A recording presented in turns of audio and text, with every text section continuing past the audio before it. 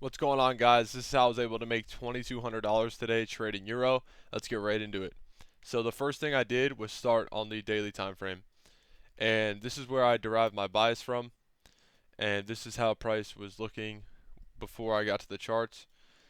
So we got the daily CSD, and I was expecting a Tuesday continuation to the weekly low because of how aggressive this sell-off was on Monday, and the daily CSD just double confirmed that, right?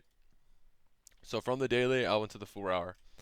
I used the 4 hour because I wanted price to use some sort of higher time frame key level to then be used as support to go lower. So here's a 4 hour FEG that I had marked out. Also, you can see that orange line is that daily CSD, but we're going to delete that.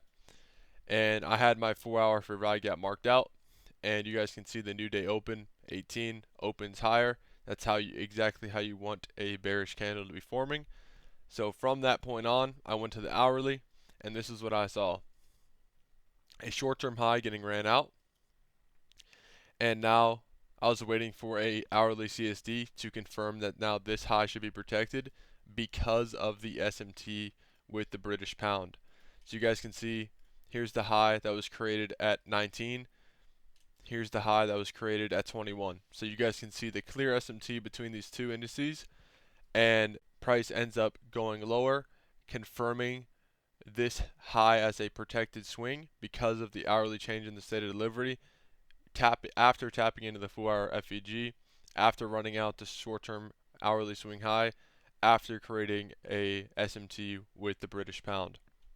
So once I saw that, I was looking for a continuation entry, and I was looking to enter around a key time. What's our next key time after the new day open? 2 a.m. because that is the start of London session. So that is when I was looking to put on a trade. And you guys can see an hourly FEG was formed here. Price comes in, rebalances that, and then closes below the new up close candle opening price, signaling that this as a continuation entry.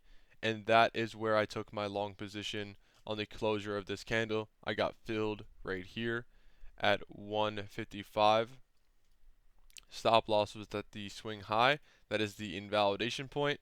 And I was targeting a 2R trade because the weekly low was not enough, right? That's only at 1.17. That is not how I trade. So we are taking a 2R trade here. And I moved my stop to break even at the weekly low when it was hit because I know and I understand that that is a logical place for price to give a reaction from. So that's exactly what I did. Hourly close right at 2 a.m. That's when I entered. Stop loss at the high. And you guys can see that price just went straight down. New 2 a.m. candle open high, straight into our take profit. And on the 15-minute, experienced a very small little retracement. But then you guys can see that weekly low was used as a little bit of resistance. And then price continued. But this is exactly why I partialed, or I took my full position off at a 2R, and why I went break even after the weekly low was hit, because this is a logical level to expect a reaction from. So if you look at the 4 hour after taking out the weekly sell side liquidity pool, you guys can see how that kind of closed, right? Um, Not exactly how you would want it to be if you were still in this trade. So that's as simple and as black and white as it can get. I looked and got my bias from the daily time frame. I looked for a 4 hour or higher PD array. In this case, it was a 4 hour bearish for value gap. Price opens higher, running out a short-term hourly high, creating SMT with the British pound, and then price rebalances a fair value gap after the first change in the state of delivery, confirming that this high is now a protected swing. Hourly fair value gap created, rebalance closes below the new up close candle.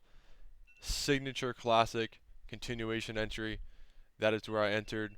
Stop loss at the invalidation, 2R trade, and that is my entire trade breakdown.